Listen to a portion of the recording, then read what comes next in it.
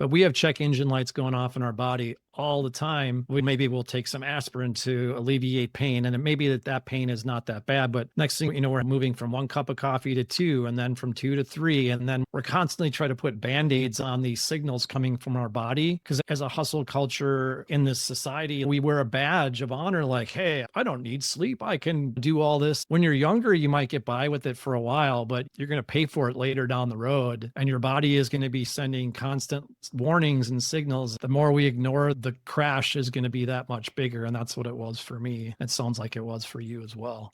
This is Hustle Rebels, the podcast for people who still want to win, but are starting to question the cost. I'm Renae, your host and burnout recovery expert.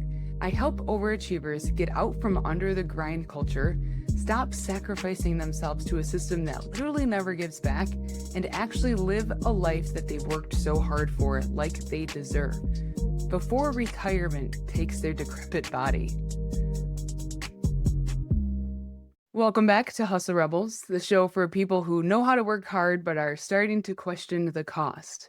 Today's episode is part of the Toolbox, our sponsored series where we sit down with people who are doing the real work in this space and dig into a specific tool that you can actually use. My guest today knows burnout from the inside, not just from a textbook, but from his own life.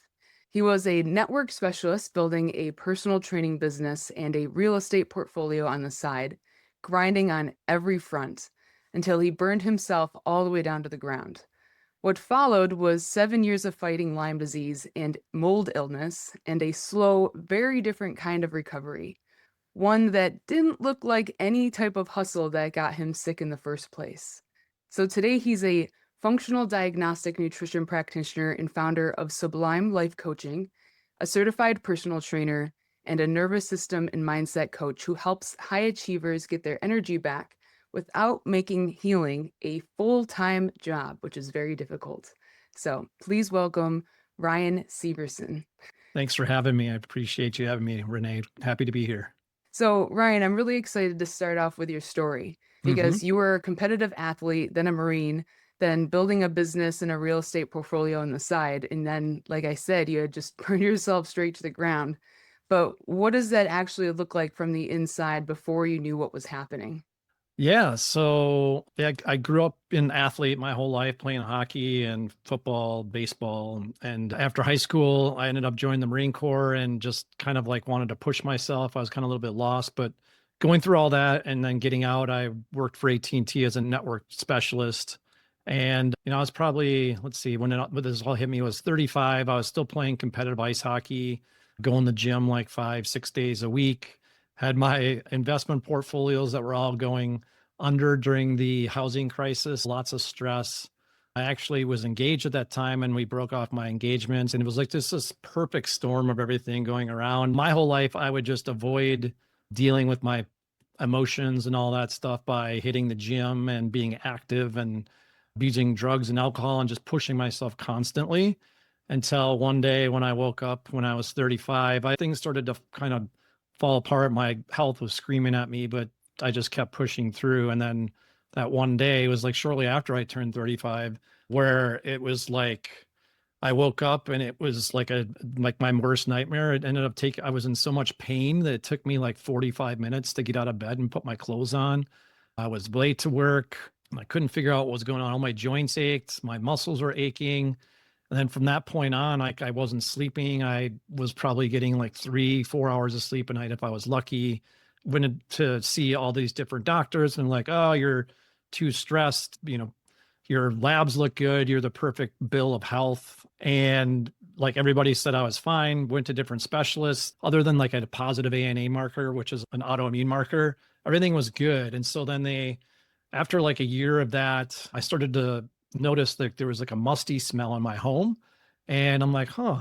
And so I started researching mold and came across the work of Dr. Richie Shoemaker, and everything that he was describing was me to a T. I had already been to functional medicine practitioners and integrative practitioners, and they had slapped the label of fibromyalgia on me. And that was like when I'm done with the system. Like they're not even going to bother to try to look into it. And I brought like markers for them to look into, and Yeah, I was barely scraping by. I was functional enough to go to work, but I just didn't have a life. I stayed home all the time. I couldn't play hockey anymore, which was really devastating. I couldn't go to the gym anymore. So I completely lost my identity as this athlete and like social person and all this. And that was exactly what I needed at the time because it was like my body screaming at me, it told me to slow down. I eventually discovered that I did have mold in my home. I got crazy to the point where I was sniffing outlets and I was telling my mom, like, can you smell the mold behind the wall? And they're like, she's like, Ryan, you are crazy. Like, I think you need to go seek help. And sure enough, there was mold and my whole home was like flooded in mold. So I remediated, spent like $20,000 in my savings to come to find out that the unit below mine was full of mold as well. And the remediators are like, hey, we can finish, but within a month, you're going to have mold right back in your place unless that unit is taken care of. And it was foreclosed. They didn't have anybody living there. And so I just like, you know what? I'm walking away. I ended up walking away from my home, let it go into foreclosure. And that was like the beginning of it all. And it was like the wiping out of a slate. I ended up having to even file bankruptcy for that with all my investment properties and everything, but it was a clean slate. As soon as I moved out, I started feeling better for a while. And then another wave of things started coming and I had to go and find out. And that's when I eventually discovered I had Lyme disease. And so I spent the next 5.5 years from there because I was like a year and a half into my whole thing. And I had left the Western medical model, went into functional medicine, started getting into integrative medicine, then doing all the alternative practices. And through the whole process, I approached healing in the first probably 5 years. The way I approach everything else was just to grind and to push harder. And as like to paraphrase Einstein, like you can't fix the problem from the same mindset that created it. And when I, trying to perfect the protocols and all the different things, doing all the testing, it got me to a certain point that, I was definitely better, but I was still struggling. And a couple of things that happened that really kind of shaped and shifted things for me.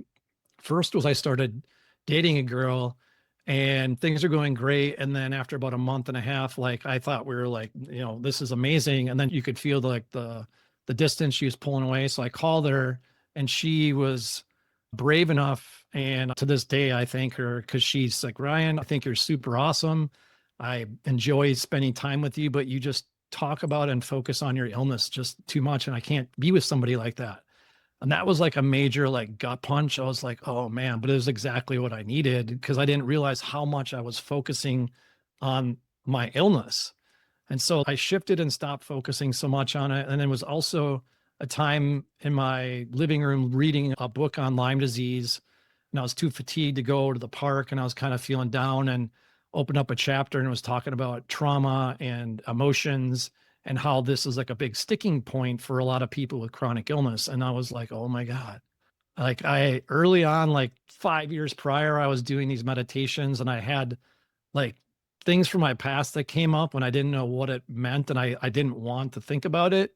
And it all came flooding through in that moment. I'm like, oh man, there's way more deeper here. And it's not about the physical aspect. And so I stopped doing all the detoxes and the protocols and I just started living my life, working on my emotions, getting into personal development. And I stopped healing and just started living and just having fun and seeing myself. And literally within like 6 months, I went from like 70% to like 85 to like 90%. And like that was like the final straw that I needed to get into. And that really opened the door for me to understand healing, not from a physical perspective, but from a emotional, energetic, and spiritual perspective as well. And so it wasn't about doing more, it was about doing less and just living in alignment with what you really want.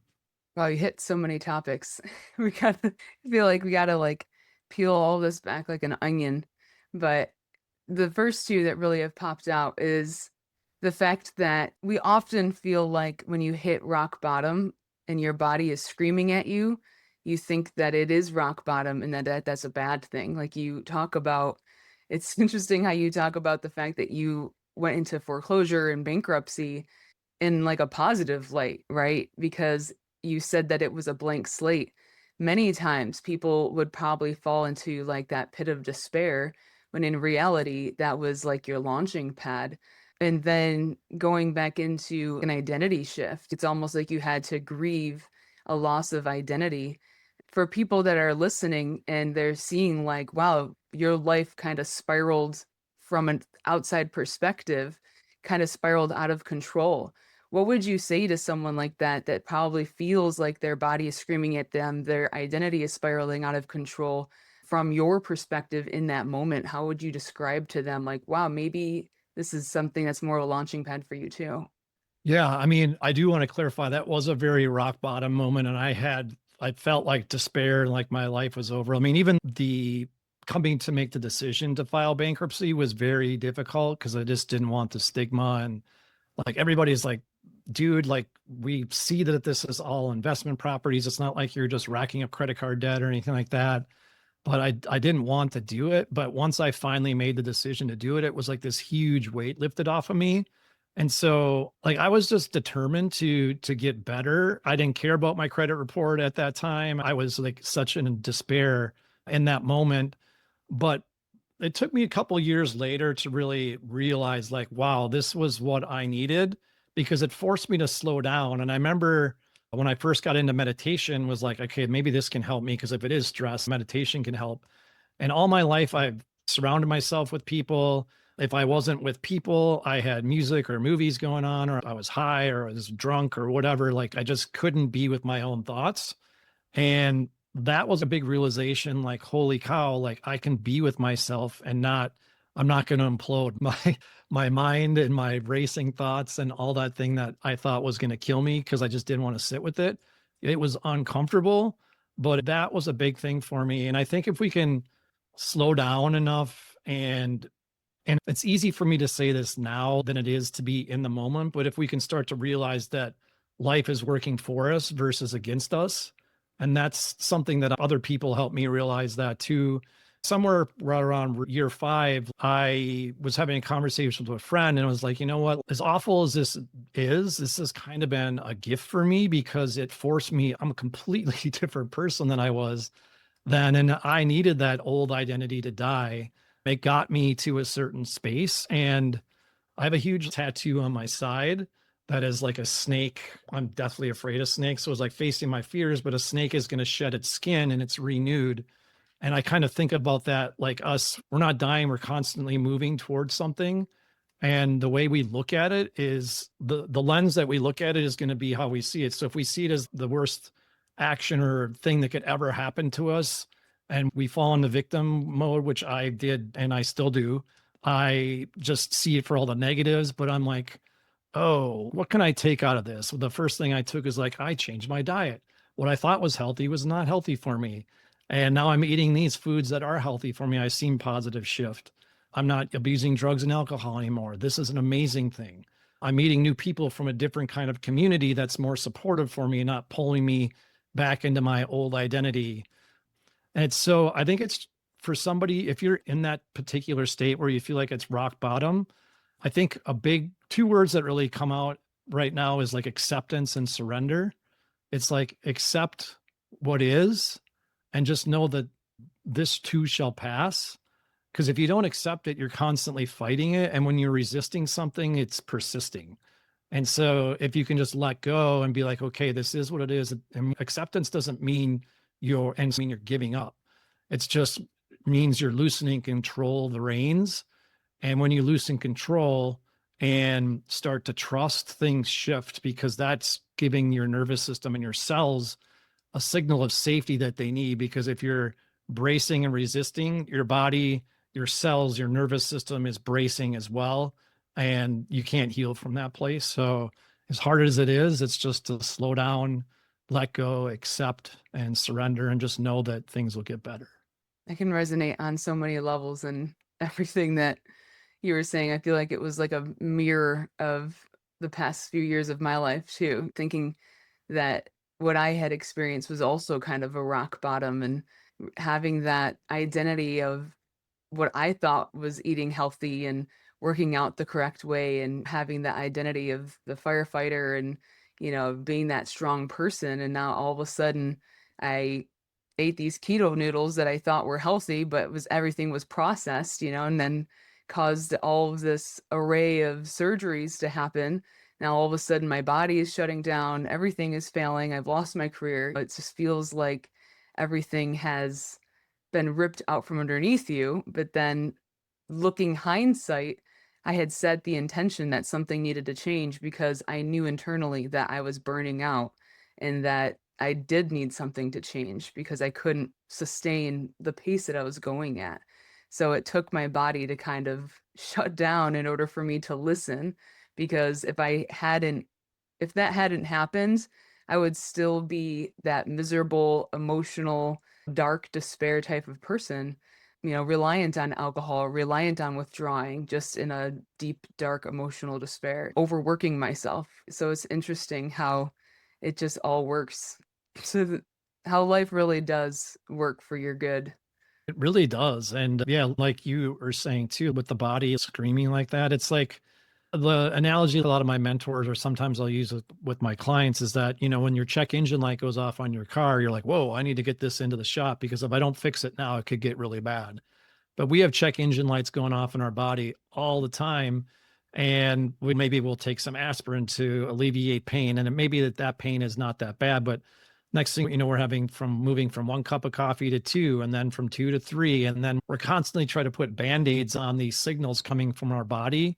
Because as a hustle culture in this society, like grinding, it's a lot of people, we wear a badge of honor, like, hey, I don't need sleep, I can do all this. And when you're younger, you might get by with it for a while, but you're going to pay for it later down the road.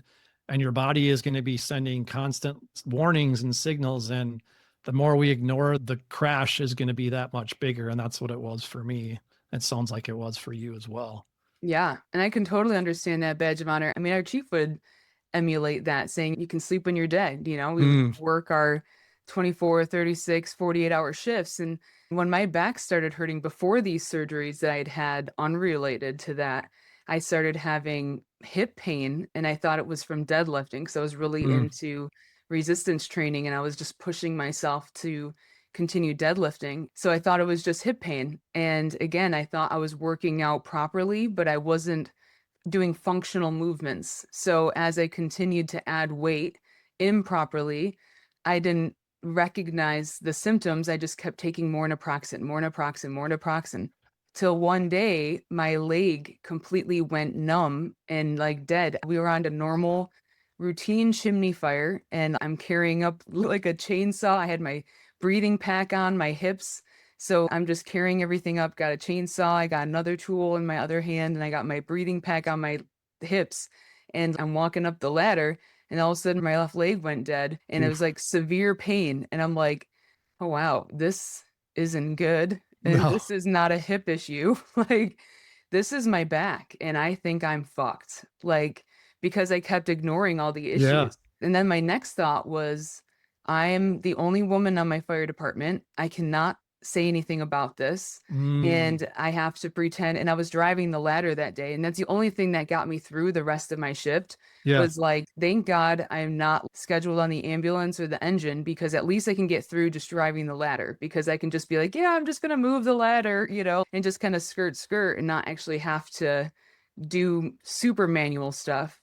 I was like, all right, don't cry, take a bunch of naproxen, don't give yourself an ulcer. But it was like that badge of honor and priding myself on outworking and just pushing myself. And even then, I was like, all right, just get through the day, grab an MRI. It can't be too bad, right? It's Mhm. all right. But what do you think is so broken about that mindset that we have as like this hustle culture?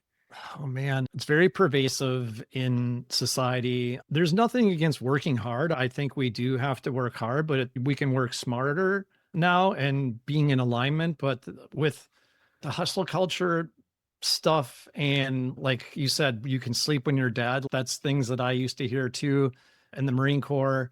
And there's certain times where we need to push through and disregard what's happening in the body in the moment. So when it comes to that mindset about the badge of honor and pushing through things, I really do think it's doing us a disservice. In some aspects, we need to do it like in a wartime situation. If you're in a battle, you need to push through the discomfort and recoup when you get back. For you, like climbing the ladder in the middle of the fire and having that, I mean, I can only imagine how scary that must have been for you.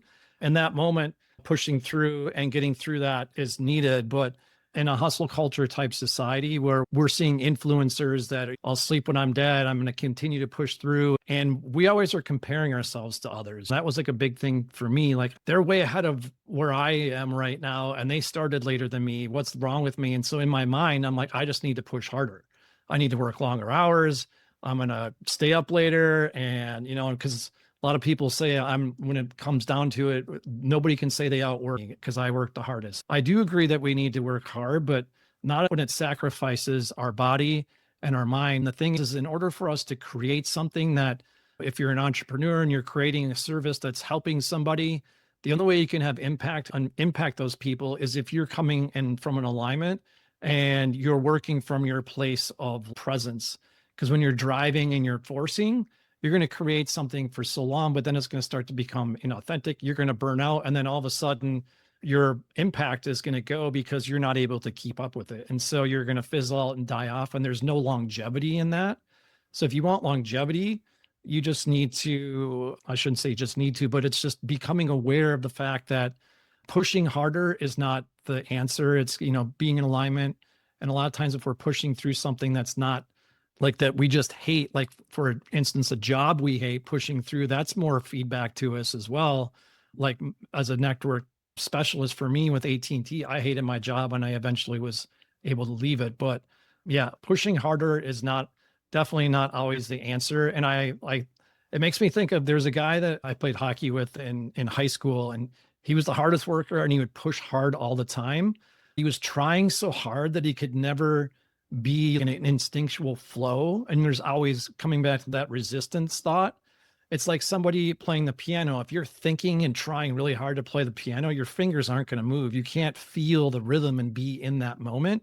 And so you're not going to produce a great result. But if you let go of all that and you're just working and you're in a calm state, you can create something beautiful and you're not forcing yourself. And so that's kind of what I would have to say about that. Yeah, absolutely. Non-resistance. Definitely, it sounded like the story that I was mentioning to you earlier today about being the cat on the balcony in paradise, just eating your tuna and reminding yourself that everything just works out. But you also talk about the survival brain versus a calmer, higher state where real ideas and clarity can come from. And it just brings in that aspect of the nervous system. So for someone who has never really thought about their nervous system as a performance issue, how would you break that down for them? So we have our nervous system coming into the autonomic nervous system, parts of your brain, your amygdala, your hippocampus. When you're in this chronic state of fight or flight, you can't access the prefrontal cortex, the higher brain. It can be in this inverse seesaw relationship. So when you're calm and focused, novelty can really bring out that prefrontal cortex. That's when we're in our higher brain, we're in joy, we're in flow, we can create different things, but we're in this constricted, more fight or flight mode. We go into our mammalian brain and we just don't have access to that. And actually, like research looking at nervous system stuff, like when, let's say you're in an argument with your partner and you're yelling at each other and you're both amplified, when you say, are you even listening to me? They can't really hear you because like your auditory things change in what you can hear because your body is set to like just recognize threat. And so it can sound like Charlie Brown's teacher, wah, wah, wah. And so when you're not present and you're in that state of like hustle and grinding and you're constantly in a nervous system dysregulation, your focus is going to be off. It'll start impacting your sleep. From a physiological perspective, you're not going to digest food well. You're going to struggle detoxing. And so your body is just set for survival. And that can become ingrained in the learned behavior. And so we will need to teach and bring safety back into the system. And once you can start to be in a more regulated state and bring your prefrontal cortex online, you can start thinking and focusing better. You're going to be more productive at work. You're going to wake up feeling more refreshed because when your nervous system's fried, you could sleep for 8 hours and wake up and still feel like you didn't sleep at all. So everything just kind of goes out the door because your body, your nervous system, and even if we go down to like a cellular level, because our mitochondria, which are these power plants of your cell, which do more than just generate energy, they act like little alarm sensors in your body, and they're picking up for sense cues of like danger. And that could be your thoughts, your emotions, whatever like lighting environments you're in, if you're dealing with toxins or whatever that may be. And so that is working with your nervous system. And something that I think a lot of us don't think about is that we talk about we wanting to calm down and regulate our nervous system. And so people are trying to force that. And two things about that: we can't force safety from the brain. We can't just talk ourselves into feeling safe. Our body needs to feel it. The nervous system needs to sense it. And in order for us to regulate the nervous system, we also need energy. And energy is coming from the cell. And so if you're struggling to make energy at a cellular level, you're going to struggle to regulate your nervous system. I know a lot of clients and people I work with will be, well, I'm doing all the nervous system regulation tools, and they may work for a little bit, but you can't stay regulated because you don't have the energy for your nervous system to be regulated. And then that's just impacting from like a overachiever's perspective. You're not going to be able to create and do the things that you want, and you're going to have a hard time in relationships just because you just don't have the physiological capacity to make energy and to regulate. And so it's all an interconnected thing. And it's not just, hey, we need to fix your cells and fix your body and it's going to be great, or hey, we just need to work on your nervous system. It's all of the above. And yeah, it's really big when it comes to all that and feeling safe in your body. Yeah, it's really that. It's the full trifecta, which is what you work through, right? Because it's that identity shifting too. And I talk with the people that I work with that sometimes the version of you that burnt out isn't necessarily supposed to be revived, right? Because there's a reason why it got burnt out. And there's a lot of different reasons why there's an identity underneath all of that that's causing our drive to be that type of individual that's hustling so hard. But you talk about that trifecta, the physical, mental, emotional, and spiritual. So these actually just connect in your work, and why someone just can't work in that physical aspect and that piece alone. And then you also say something that I resonate with, where how it takes energy to calm down. So for someone that's just running on empty and telling them like, oh, you just need to force yourself to relax, that's just often the wrong move. So how would you explain to someone that this trifecta is what you really need to be working on, and it's not just about forcing yourself to relax or take a vacation or enjoy your weekends? Yeah. So trifecta: physical body, emotional body, and the spiritual body. And so most of us are working on the physical body. I did it for 5+ years in my recovery. Sometimes I get stuck going back to that mindset still. But if you think of it, it's only a third of what is bringing whole health to the system. And like I mentioned in my story, I avoided the emotional component for so long. And so I started to, and once I realized that was a big key to unlock. But then it was also having a spiritual connection. And that's like what personal development started to open me up to. And like the thought of surrender and feeling safe. Like I think about at the time, they call it a holy instance from like A Course in Miracles, where, and this kind of like shapes how I lived the first part of my life, and what contributed to me getting sick is like I felt alone all the time. Like when I was in rooms with friends, even when I was with my significant other, sometimes at that point I would feel alone. And it was because I was solely disconnected from my creator. And again, that could be whatever it is for somebody, something greater than me. And in this process of me going through all these different things, I finally had a holy instance where I felt the presence of God or Jesus for me. It only lasted like maybe 2 seconds, 3 seconds. I remember breaking down crying in front of my wife, and I'm like, I finally don't feel alone. There's something here supporting me. And true surrender is relinquishing control, realizing that life or the universe or God or whatever is there supporting you in this process. And they talk about vitalism when you get into biology and how medicine and like Newtonian, how we think about duality in medicine. We're always thinking it's biological, but life force is coming from something outside of us. Like we get this. And if we're not tapped into it and opening ourselves up to it, again, whatever that is for you, you're missing out on a huge opportunity. And the way I see things is that the body is the last thing to break down. First, it's breaking our connection to the spiritual aspect of having some sort of connection to something greater than us. We're all connected. We're all one. And then there's one thing that's, whatever creator that is for you. And then we'll start to have emotional stuff. And that can be handed down from generation to generation within families, things that happen to us when we're little and the stories and the beliefs we make about ourselves. Now we're breaking down things even more. And then from a cellular perspective or like a quantum biology perspective, our cells are always listening. We're looking to be in coherence. And when there's lack of coherence, information doesn't travel, cells don't speak to each other correctly. And all of a sudden now it could be the cells in your liver. They're not speaking, communicating, and working in unison.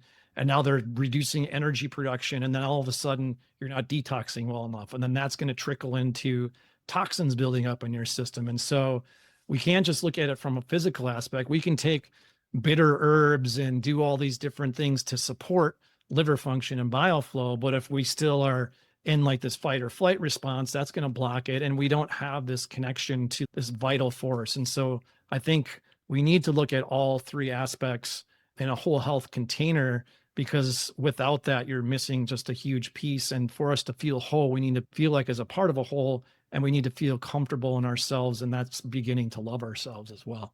I feel like that's a great segue to talk about how you help individuals, especially the listeners right now. So I would love for you to take this time to tell us about cellular design restoration. So what is it, in your own words, what's actually happening in somebody's body, and specifically during those 120 days?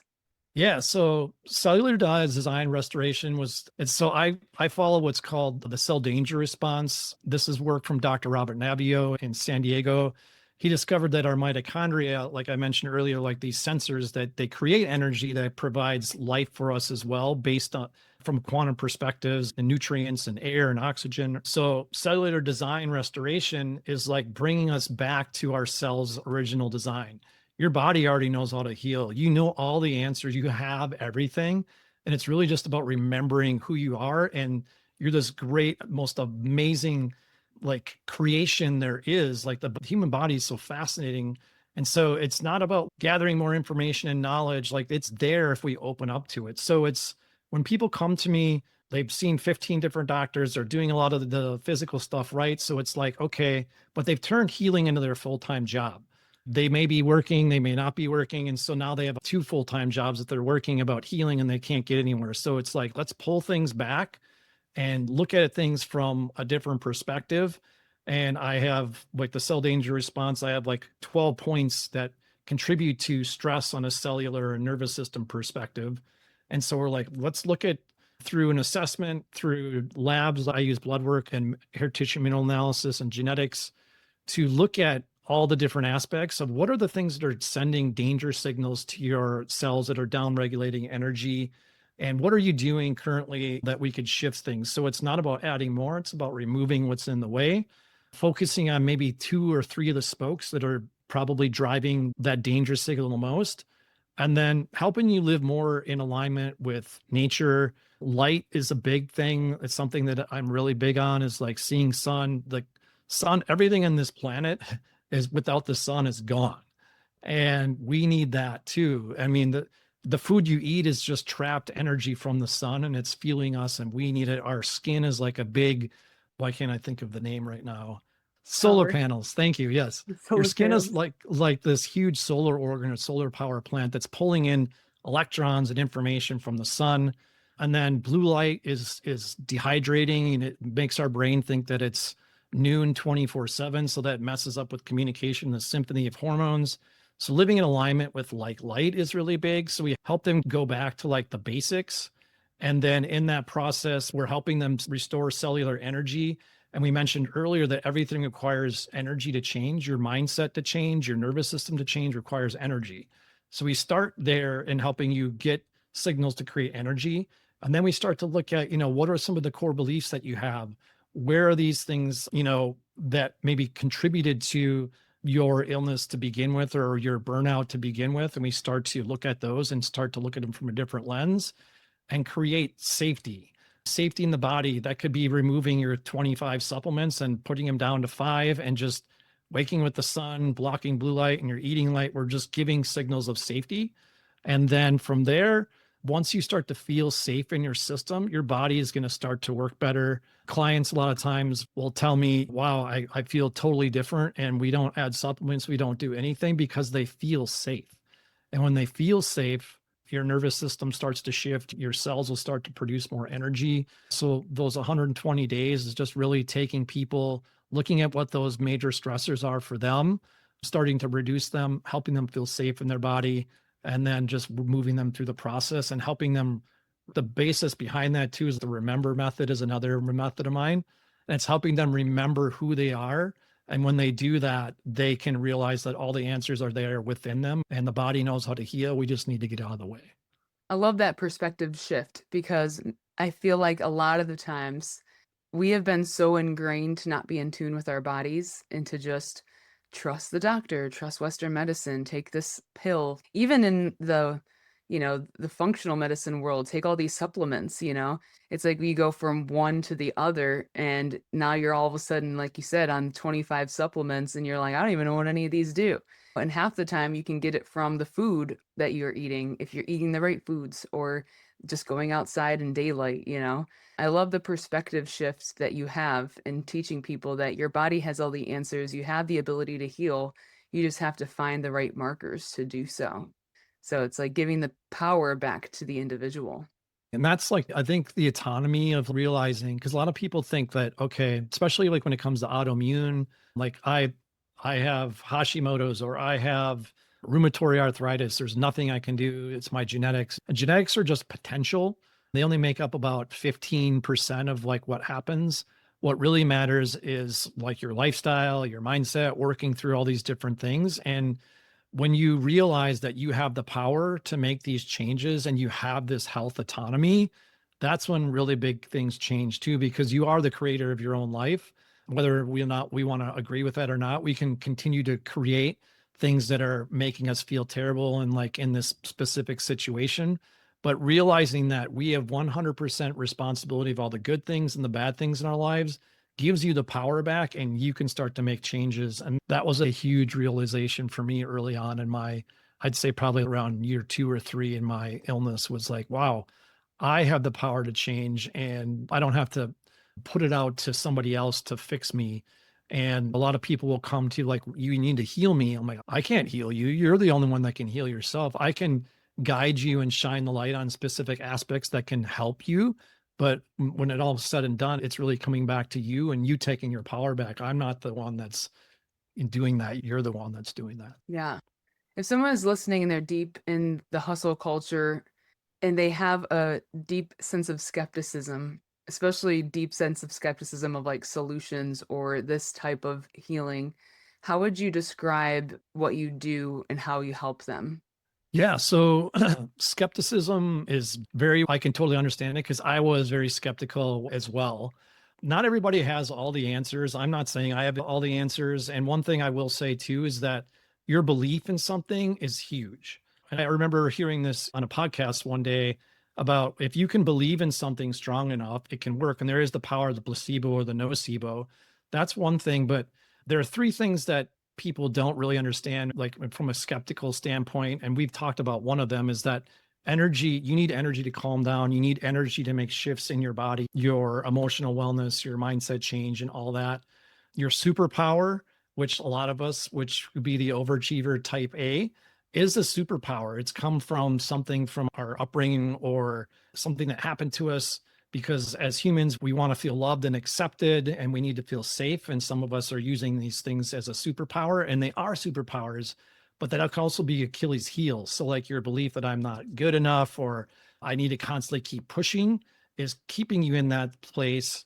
Shifting that can be a big thing and slowing down to get more, which we've talked about as well. So like skeptical in something, if somebody tells you, they have the perfect cure, you just have to take one supplement or do this, and that's definitely skeptical. I think use your intuition to lean into what, like you're meeting somebody and you're going to work with them. What is your intuitive reaction to them and what's your intuitive response to them? And does it feel good to you? If somebody's trying to force things, so I have a lot of clients that come to me where there are people who are giving them these very heavy protocol driven things that are forcing them, they're very aggressive and it makes them feel worse. And so it's always about meeting somebody where they're at and listening to you because nobody knows you better than you do. And so if somebody's like, no, it's not this, it's, you got to do this. There's nobody knows your body better than you do and understanding that. So it's meeting the person where they're at, again, helping them feel safe. And really safety is the key. And so if you feel comfortable and safe with somebody and then you have the belief, and just trusting the process. Things will work out. It's not about pushing harder.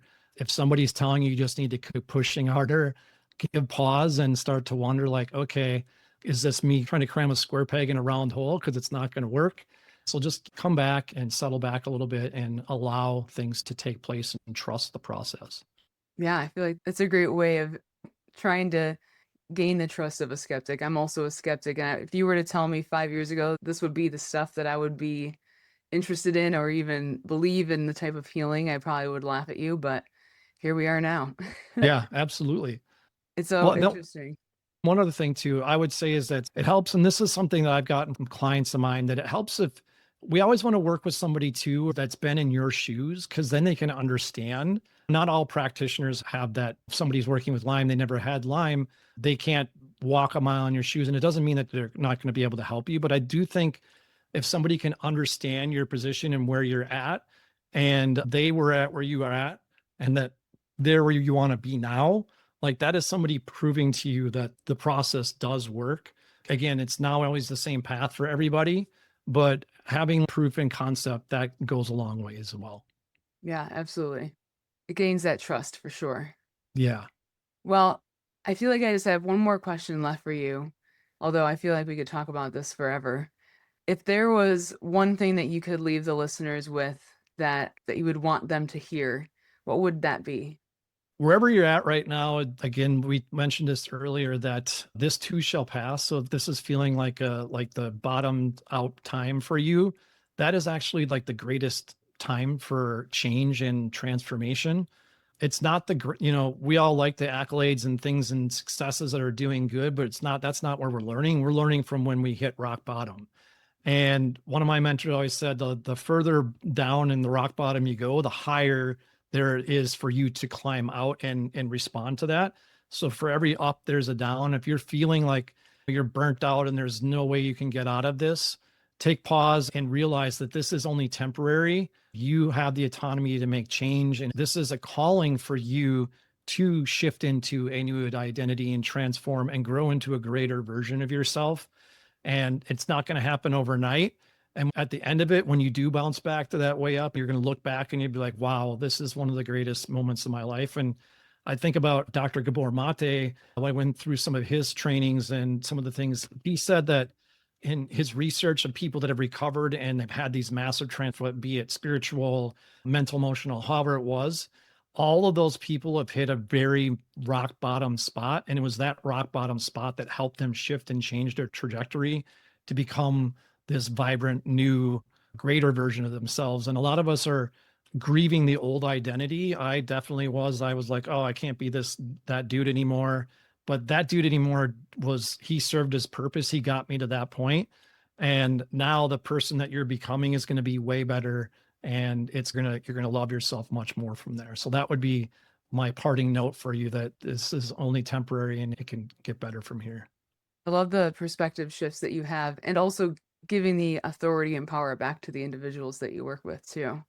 But Ryan, this has been such a great conversation. It's been rich in so many different ways. So thank you for being honest about all of it in your life and everything that you do to help individuals. So before we go, I would love for you to tell everyone that's listening, where can people find you and what does it look like to actually work with you? I'm most active on Instagram as Ryan_Syverson. So that's RYAN_SYVERSON.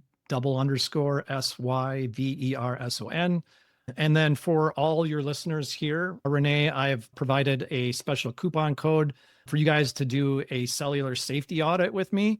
So this would be a consultation, and you would fill out an intake assessment that helps me tabulate and help you understand which of those 12 spokes in the CDR or the cellular safety system audit would likely need the most attention for you, so you can get clarity around which areas you need to work on to move the needle the most, because they're going to pull those stressors off of your cells and your nervous system, which is going to allow energy and for things to start to shift.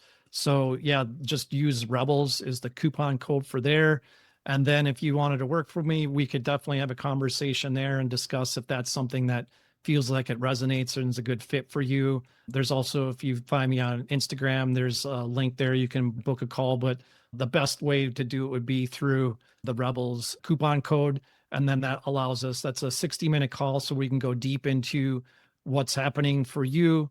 These are likely the areas that you need to focus on. And then at that point, you can determine if that's something you feel like you can handle yourself, or if you want to discuss what it might look like to work together, we can do that as well. Awesome.